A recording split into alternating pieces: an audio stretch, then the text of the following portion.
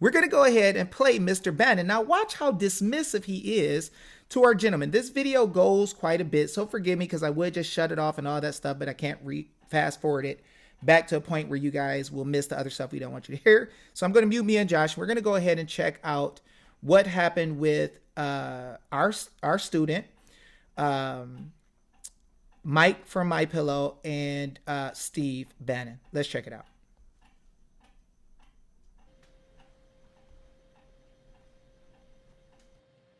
This is the last box going in, Steve.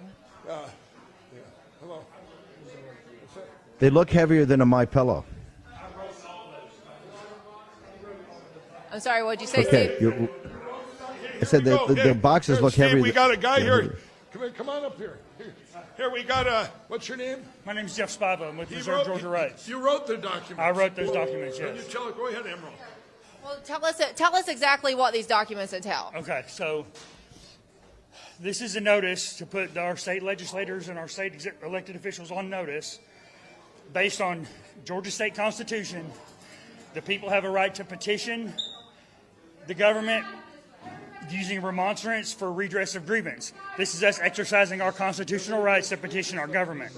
The Georgia state constitution says that government is founded on the will of the people and not on the will of the government, and that their primary purpose, their primary function is to our protection and our happiness and our well-being. And we're putting them on notice that they are not doing what we want them to do. So we're putting them on notice. I listed detailed Georgia state constitution, what we want, why the law says that they're required to listen to us, and what they need to do to do the will of the people. And if they refuse to do the will of the people, then they're in maladministration, which means that they're not doing their job the way they're supposed to do their job.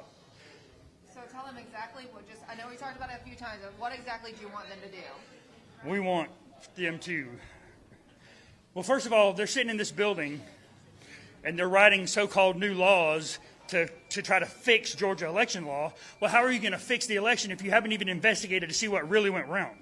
Am I right, Mike? Right on. Okay. So how are you going to make new laws to fix the problem when you don't know? How about start with decertifying Georgia, right? Decertify Georgia. We're demanding that they do not destroy the ballots. They do not destroy the machines, the databases at 22 months. Right. But once we do have all the data out of the machines, we do want to destroy them and make them into prison bars and put Brad behind bars. Before you get the data. But not until they do a full independent, not run by anybody in the government, by an independent auditor. And I mean, if your car breaks hold down, it. Whoa, slow down. Take a deep. Slow down. Take a deep breath. To look and see what's really wrong. That's what we want them to do. Hang on. So look and see what really happened. Whoa. Steve says slow down. He wants to ask. Okay. Whoa. You got a Slow question down. for him, Slow Steve? down. Everybody take a deep breath. Of the 40,000 or 50,000 documents, affidavits you're sending, how much are saying this is a redress of our grievances, and how much either factual information or new information about voter fraud is contained in this, or is this simply citizens saying, we've had a belly full of this, there's 50,000 of us, you don't have the consent of the government, and we want to redress the grievances? Or are you putting forward a compilation of information in this packages that the Governor Kemp can review, or do you have new information? So this is a question for you from Steve. Is this new information of evidence of voter fraud, or is this just a redress of the grievances of information that's already been laid out in the past? Okay, here's the thing. We're not accusing fraud because I can't prove fraud. Their job is to prove to the people that there was no fraud. That's what we're asking them to do. We want them to investigate all of the allegations, everything that's gone on. Check the ballots, check the machines, investigate all of the stories that are out there. I mean, there's been so many stories over the last year, people coming forward of things they saw, things that happened, things that didn't happen. Do a real investigation. Find out if that stuff's true or not. So this is based on a lot of the anomalies that we've already talked about. Exactly. But hang on. The Senate hearings that happened a year and a half ago, all of that. What we're saying is investigate that stuff and find out if it's really fraud or not. They're in maladministration. They're not doing their job. Okay, hang over a second. Slow down. You've got every government official down there that's a Republican. I'm not talking about the Democrats and Stacey Abrams, all that. You've got every elected Republican official from Raffensperger to all the Grundoons that come out and talk on TV, to the lieutenant governor, Cosmo Man, to people in the Senate and in the House, and the governor himself, who's running again and is still polling at 35 or 40%, I think. So you've had every elected official. Why is that not good enough for you, sir? Steve was asking, since you've had every elected official here say that this is secure, why is that not good enough for you? Including Governor Kemp, Raffensperger. You're going to investigate yourself and tell me nothing. You found nothing wrong.